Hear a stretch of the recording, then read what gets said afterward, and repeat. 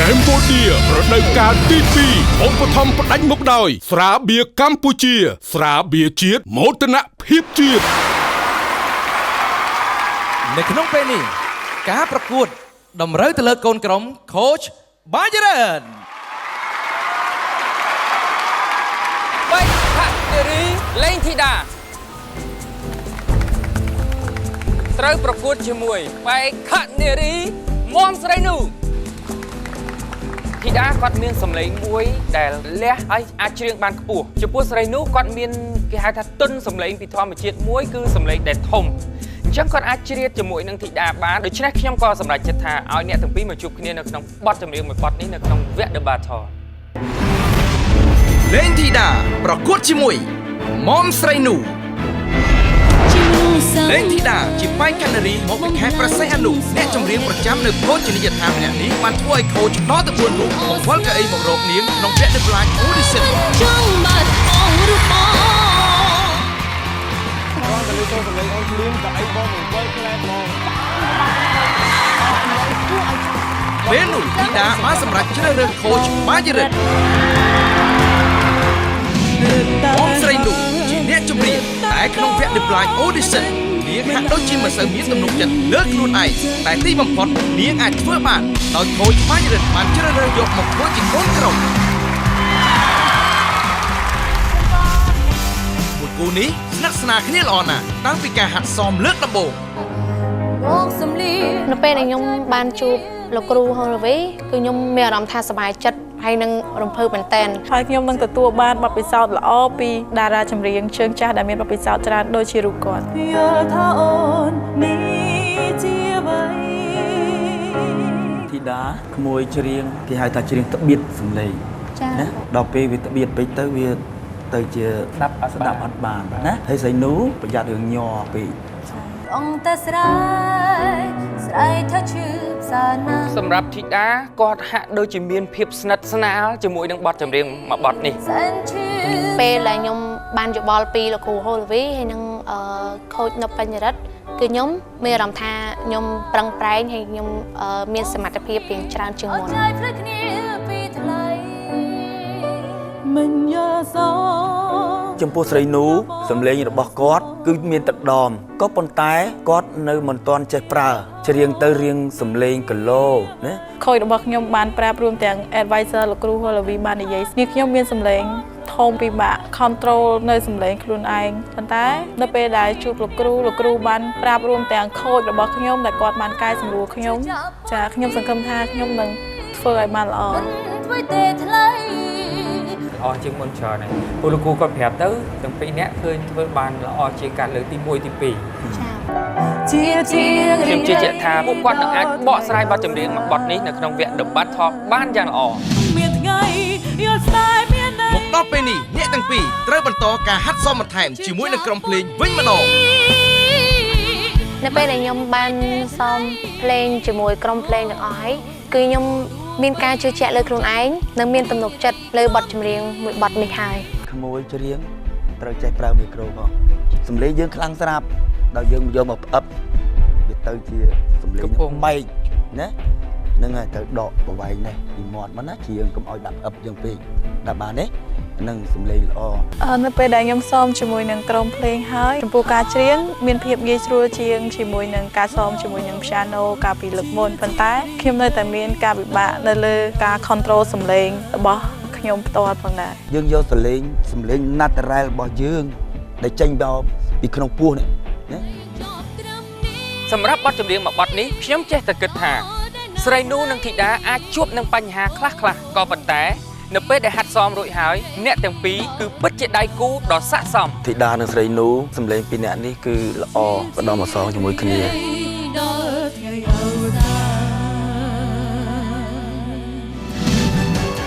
ការជឿជាក់សម្រាប់អ្នកទាំងពីរគឺកាន់តែខ្លាំងហើយព្រោះនេះជាការហាត់សមលើឆាកជាលើកចុងក្រោយមុននឹងពេលប្រកួតមកដល់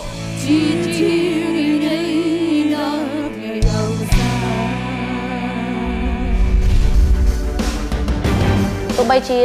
ដៃគូខ្ញុំគាត់មានសមត្ថភាពខ្លាំងឬយ៉ាងម៉េចក៏ដោយគឺខ្ញុំនឹងបញ្ចេញឲ្យអស់ពីសមត្ថភាពដើម្បីខ្ញុំឆ្លងទៅវគ្គបន្តនៅក្នុងពេលបន្តិចទៀតនេះខ្ញុំនឹងឡើងបញ្ចេញសមត្ថភាពនៅលើឆាក The Voice នៅក្នុងវគ្គ The Battle ខ្ញុំនឹងខំប្រឹងប្រែងឲ្យអស់ពីសមត្ថភាពដើម្បីឆ្លងទៅកាន់វគ្គ Live Show ជាបន្ត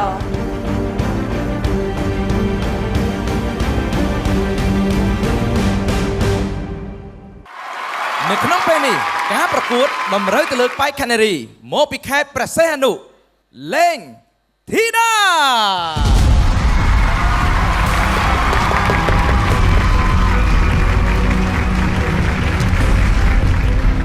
ត្រូវប្រកួតជាមួយនឹងក្បាច់ខានារីរស់នៅក្នុងរាជធានីភ្នំពេញមុំស្រីនូ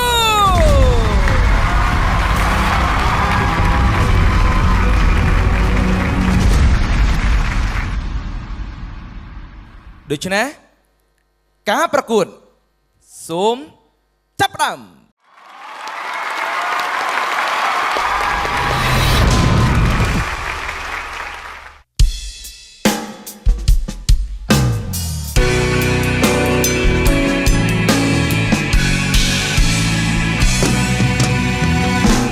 ចង់តែស្រែកស្រែកថាជីវិតសាណាំ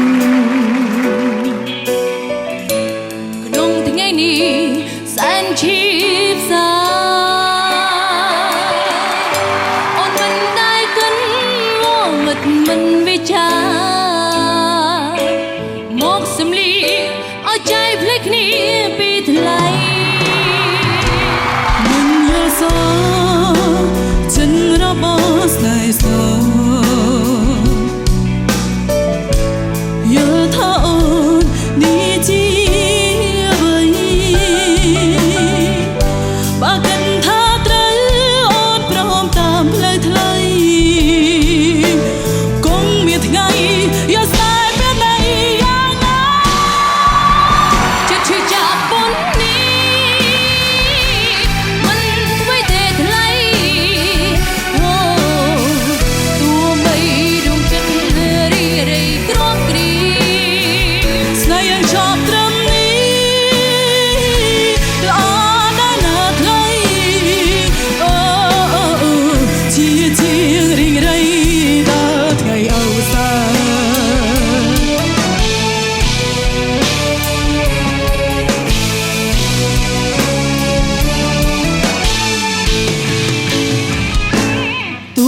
ខោ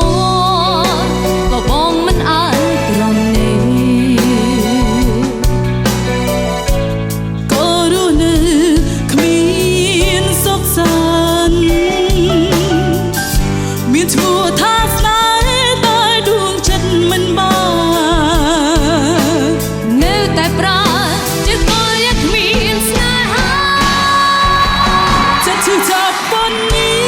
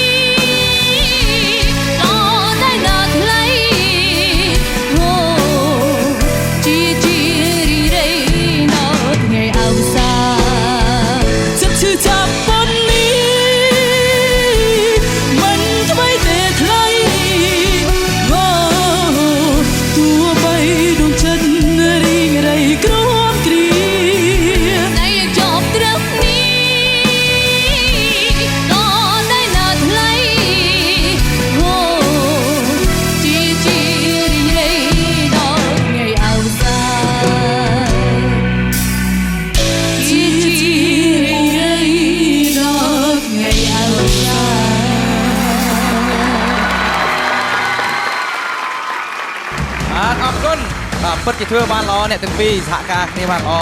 ទាំងស្រីនូទាំងធីតាបាទឥឡូវនេះដល់ពេលវេលាដែល coach បាទទាំង4រូបផ្ដល់យោបល់ពីការច្រៀងបាទរបស់អ្នកទាំងពីរអំបញ្ញណាឥឡូវនេះសូមអញ្ជើញបាទ coach កញ្ញាផ្ដល់យោបល់ជូន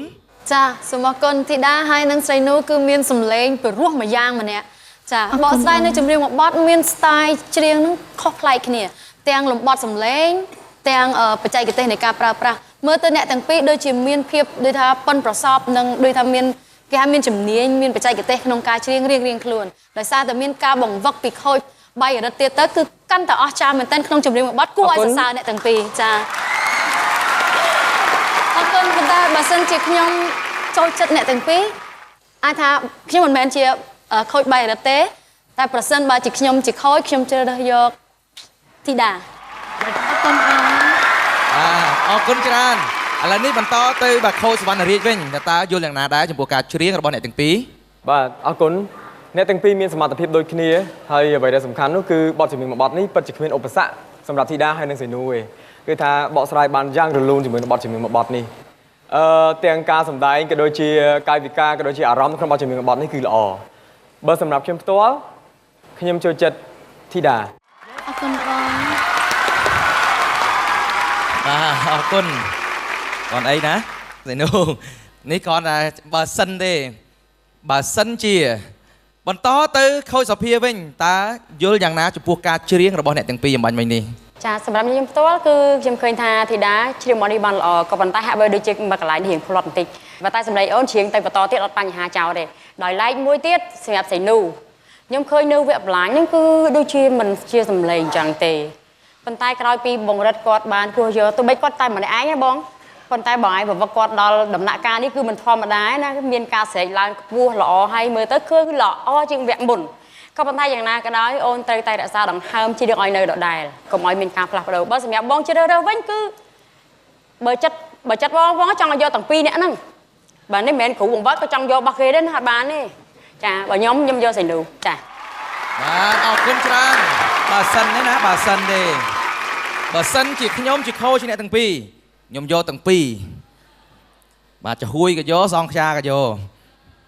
បាទប៉ុន្តែការសម្រេចចិត្តគឺតម្រូវទៅលើខូចរបស់អ្នកទាំងពីរផ្ទាល់ដែលបានបង្ហាត់បាទបង្វឹកអស់រយៈពេល6សប្តាហ៍កន្លងមកនេះបាទដូច្នេះសម្រាប់ខូចបាយរិទ្ធវិញយល់យ៉ាងណាចំពោះការច្រៀងរបស់ស្រីនូហើយនិងបាទរបស់ធីតាអំបញ្ញមិញនេះអរគុណសម្រាប់ថ្ងៃនេះគឺខ្ញុំមានអារម្មណ៍រំភើបជាមួយនឹងសមត្ថភាពរបស់ប្អូនទាំងពីរដោយសារឆ្លងកាត់ការវឹកហាត់រយៈពេលច្រើនដងមកហើយគឺខ្ញុំក៏ដូចជា advisor ហាក់ដូចជាមិនសូវមានការហត់នឿយចំពោះប្អូនទាំងពីរដោយសារប្រាប់អ្វីទៅគាត់ទៅគឺគាត់ឆាប់ចាប់បានចំពោះធីតាផ្ទាល់គឺតាំងពីវគ្គបន្លាញរហូតដល់វគ្គនេះប្អូនខិតខំរក្សាបាននូវគុណភាពសម្លេងក៏ដូចជាសមត្ថភាពរបស់ខ្លួនឲ្យនៅល្អដដែលហើយបូកបន្ថែមនឹងការវិវត្តខ្លួនដ៏គួរឲ្យសរសើររបស់ប្អូនទៀតអញ្ចឹងនៅក្នុងថ្ងៃនេះធីតាពិតជាមានសមត្ថភាពមួយដែលសាងនូវភាពភ្ញាក់ផ្អើលសម្រាប់បងស្រីនោះដូចគ្នានៅក្នុងវគ្គបន្លាញប្អូនជាបេក្ខនារីដែលជ្រើសដោយបងតែម្នាក់គត់ហើយបងបានស្គាល់ពីសមត្ថភាពប្អូនបងបានជឿជាក់ថាស្រីនោះនឹងមានការវិវត្តនៅថ្ងៃនេះប្អូនមានការវិវត្តមែនដូចជាការគិតរបស់បងដូច្នេះអ្នកទាំងពីរសុទ្ធសឹងតែជាបេក្ខនារីដែលមានការវិវត្តខ្លួនដ៏គួរឲ្យកត់សម្គាល់និងធ្វើឲ្យខ្ញុំពិបាកនៅក្នុងការសម្រេចចិត្តបាទឥឡូវនេះពិបាកសម្រេចហើយបងប្អូនទស្សនិកជនចង់ដឹងអត់តើរវាងស្រីនូហើយនិងធីតាមួយណាបន្តទៅវគ្គ live show ចង់ដឹងអត់ចង់ដឹងអត់ឥឡូវនេះសូមអញ្ជើញខូចបាយរិទ្ធជ្រើសរើសតើរវាងស្រីនូហើយនិងធីតាមួយណាដែលអាចបន្តទៅវគ្គ live show ឆ្លងកាត់ការរិះគិត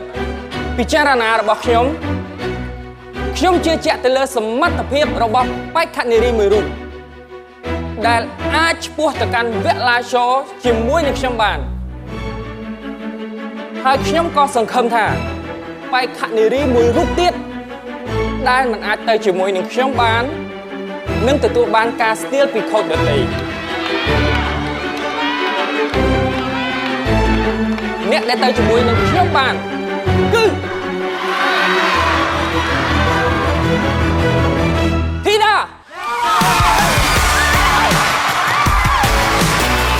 ចូលរួមអបអរសាទរធីតាបានបន្តទៅវគ្គ live show លេងធីតាបានធ្វើឲ្យខ្ញុំស្គាល់ពីសមត្ថភាពនិងជឿជាក់ពីសមត្ថភាពរបស់គាត់តាំងពីវគ្គដំបូងការវិវត្តខ្លួនរបស់គាត់ធ្វើឲ្យខ្ញុំមានជំនឿចិត្តថាបេក្ខនារីរូបនេះខ្ញុំមិនបណ្ដោយឲ្យចេញផុតពីដៃរបស់ខ្ញុំទេខ្ញុំត្រូវតែដឹកដៃនាងទៅកាន់វគ្គ live show បាទអបអរសាទរផងធីតា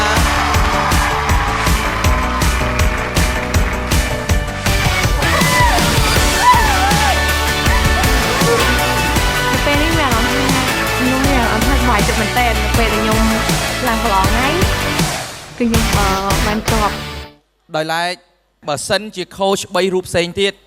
ពេញចិត្តនៅសមត្ថភាពរបស់ស្រីនូអាចបាទ steal យកស្រីនូក្នុងកំឡុងពេលដែលស្រីនូនៅក្នុងបន្ទប់ studio នេះឥឡូវមានអ្វីចង់និយាយទៅកាន់ទស្សនិកជនជាពិសេសគឺ coach បាទរិទ្ធដែលបានបង្វឹករបស់ ចាជាដំបូងនេះខ្ញុំក៏សូមអរគុណដល់ coach របស់នេះខ្ញុំបងនៅបៃរិទ្ធដែលបានខិតខំបង្ហាត់បង្រៀននាងខ្ញុំតាំងពីវគ្គបលាញរហូតមកដល់ថ្ងៃ battle នេះចាហើយក៏ដូចជាអរគុណទៅដល់ទស្សនិកជនរួមទាំងពុកម៉ែបងប្អូនទាំងអស់ដែលតែងតែមានការលើកទឹកចិត្តសម្រាប់នាងខ្ញុំឲ្យនាងខ្ញុំមានទឹកចិត្តដើម្បីឈានមកកាន់វគ្គ battle នេះដើម្បីឲ្យមានការតស៊ូទោះជាយ៉ាងណានាងខ្ញុំនៅតែទទួលយកនៅការពិតដែលអ្វីដែលនាងខ្ញុំទទួលបានចាអរគុណ អរគុណច្រើនចូលរួមសោកស្ដាយផងណាស្រីនូបាទឱកាសក្រោយយើងនឹងជួបគ្នាសាជាថ្មីឥឡូវនេះ coach អត់មានចុចប៊ូតុងដើម្បីជ្រើសរើស steal យកស្រីនូបន្តទៀតទេអញ្ចឹងអរគុណច្រើនឱកាសក្រោយជួបគ្នាទៀតបាទផ្ដល់ជាកម្លាំងចិត្តជូនស្រីនូមួយបាទ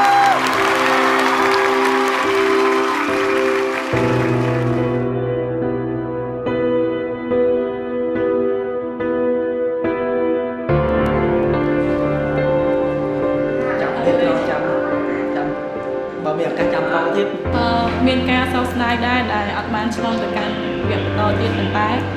អត់អីខ្ញុំក៏ដឹងថាខ្លួនខ្ញុំមានសមត្ថភាពប៉ុណ្ណាហើយខ្ញុំក៏ទទួលស្គាល់នៅអ្វីដែលទទួលបាន The Voice Cambodia រដូវកាលទី2ឧបត្ថម្ភផ្ដាច់មុខដោយស្រាបៀរកម្ពុជាស្រាបៀរជាតិមោទនភាពជាតិ